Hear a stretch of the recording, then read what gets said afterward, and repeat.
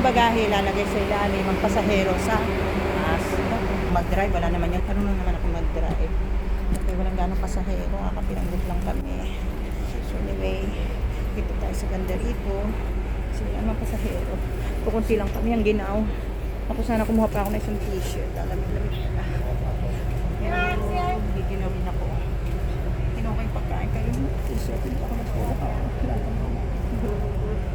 Diba? Isang oras lang naman akong giginawin. Wala akong jacket. Puno ang bus bago kami makaalis. Bus.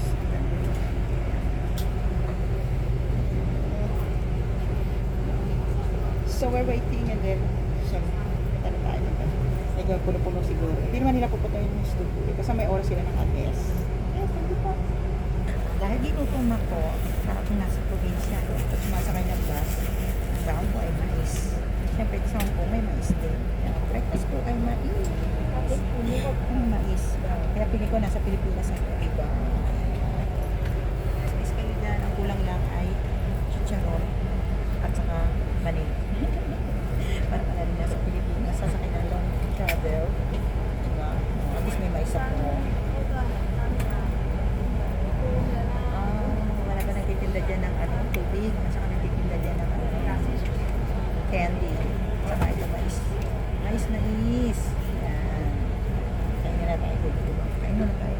Basta pasimple lang. Hindi naman bawal. Bawal yan. Pero pasimple lang tayo kumain para mapagalitan. Kain mo na. Ang sarap. Naman tayo poboy eh. Breakfast on the bus. Breakfast on the bus. Breakfast on the bus. Kita kasi pa naman bus. Basta tayo mapagalitan. Kasi mainit. Pabulong yan tayo. Pabulong. Tapos sasabihin ng driver, magpasin the seatbelt. Basta lagi ka magpasin the seatbelt. Yan. Pasin the seatbelt.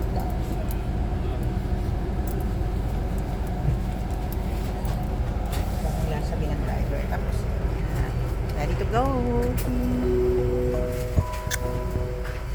为确保登车后必须佩戴安全帶，行車期間嚴禁站立及走動。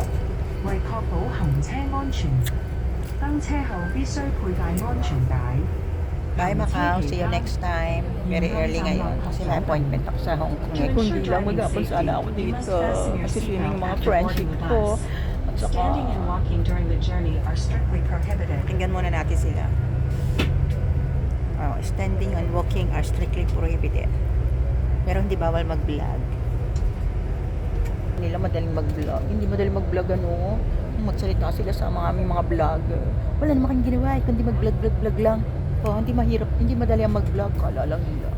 Imagine, doon nga sa event sa sa Central, sa Chetero.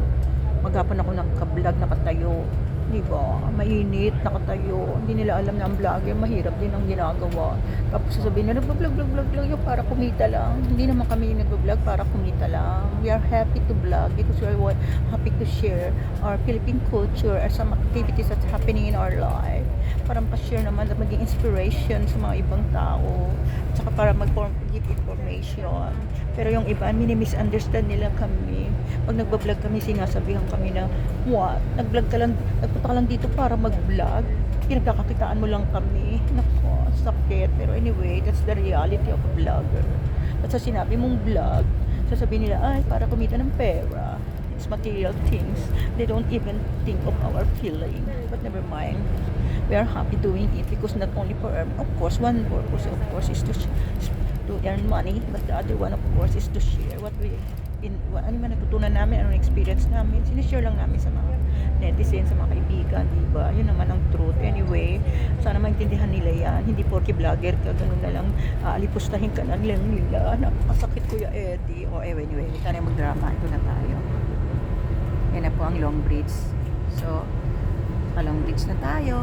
At wala kayong makikita ng iba kundi tubig. Yan. For 1 hour na travel from Macau to Hong Kong. From Hong Kong to Macau is the same. Walang traffic dito kasi puro puro tulay. At saka wala kayong makikita ng iba kundi dagat. Yan. So sana po kaming mga vlogger na iintindihan nyo rin naman kayo may pusong nararamdaman. Hindi po kayo nagbablog kami for our own sakes only.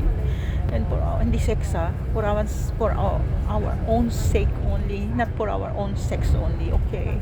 For our own sake only.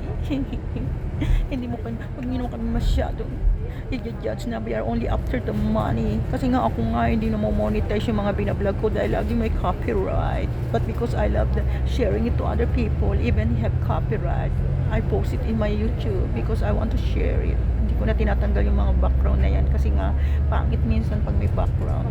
And who's earning? Ang nag-earn po yung merong may-ari ng music.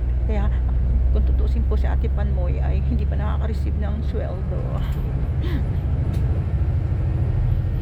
Ayan ang dagat. Naku, nagdrama pa si Ate Panmoy ang aga-aga. So ayan po ang dagat. Ito po ang Long Bridge papunta sa Hong Kong. Goodbye, Macau.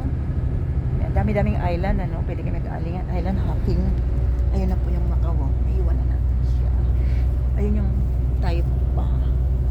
Papuntang Taipa yun. Yun.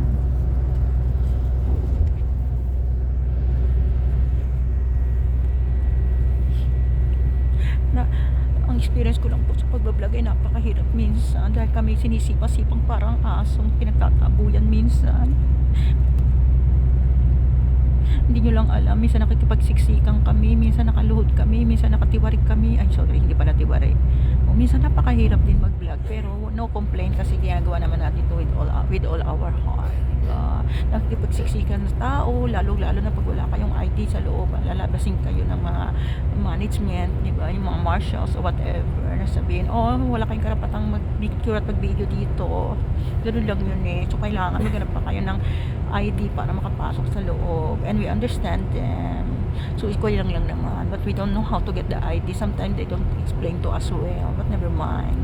Marami pa namang ibang lugar na pwede tayo mag-vlog. Kahit na wala tayong ID, doon lang tayo sa gilid-gilid makipagsiksikan at sumama sa crowd. Na minsan nakaupo, nakaluhod, nakatiwarik, hindi pala tiwarik, nakaupo, nakaluhod, lalo na pag yung kamay namin nangangawit na dahil yung iba kasi pag nagbablog, hawak lang yung cellphone. And even though hawak ko yung aking self-stick, ganun din, nangangawit din ako.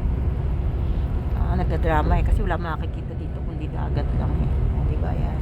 At minsan naman, hindi mo pwedeng ipatayo lang yung self-stick dahil sa, syempre, maabala yung iba. So you need to hold it by your hand or you hold the self-stick. Kaya mangangawit kayo. Imagine kahapon, nung nag-event nga, mag-aapon hawak ko yung cellphone. Tapos sasabihin nila, nagbablog-vlog ka lang. Parang nilalang nila yung vlog namin na being a vlogger. Napakasakit Kuya Eddie. Tapos minsan pag pupunta ka ng birthday celebration, sasabihin nila, ay nag-attend lang yan ng birthday kasi gustong mag-vlog. Tapos pag nag-attend ka naman ng church, sasabihin nila, ay kaya lang napunta yan ng church para may ma-vlog. Bakit gano'n, Kuya Eddie? Nasaan ka ba? Ay patay ka na nga pala, sorry. Pero napakasakit, Kuya Eddie. Mahirap maging vlogger pero masarap din kasi masaya ako na-share kung anong meron. Katulad ngayon nandito ko sa bus, nagbablog ako. Siyempre, minsan nasabihin nila, uy, ang ingay mo, kaya nga nakabulong na nga, pabulong na nga lang ako, diba? Ayan. Anyway, pwede naman kayong mag-vlog ng without the sound. Tapos pag gawin nyo ng bahay, doon kayo mag-record. Pero it's not easy to be a vlogger, sabihin ko sa inyo. Kasi, yan, nag-vlog ka. Tapos yung pag-i-edit lang, nauubos ang oras. Pati mata mo, bulag ka na, hindi pa tapos yung binablog mo. Ang ganda ng panahon. Buti na lang hindi umuulan.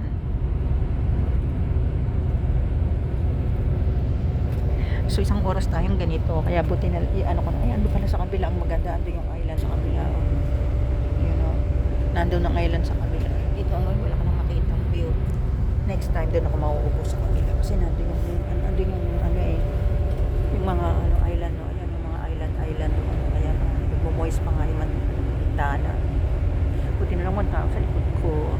So may ibang kuya na doon, hindi pwede sila hindi mag-vlog ng mga tao at magagalit sila sa iyo.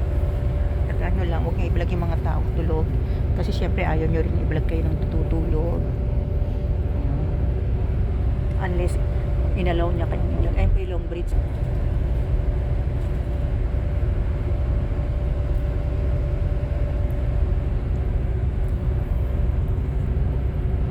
to be continued na lang mamaya dahil matutulog din ako.